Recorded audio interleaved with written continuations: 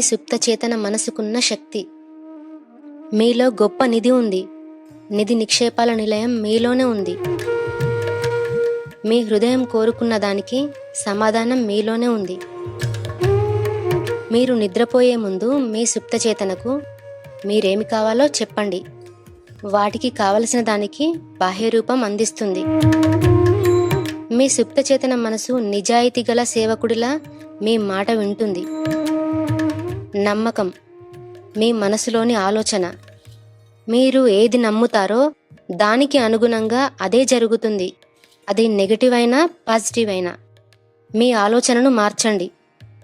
దాంతో మీ విధినే మీరు మార్చుకోగలుగుతారు. మీ మనసే మీ స్వాధీనంలో ఉన్న అత్యంత విలువైన ఆస్తి. అది ఎల్లప్పుడూ మీతోనే ఉంటుంది. మీ మాటే వింటుంది.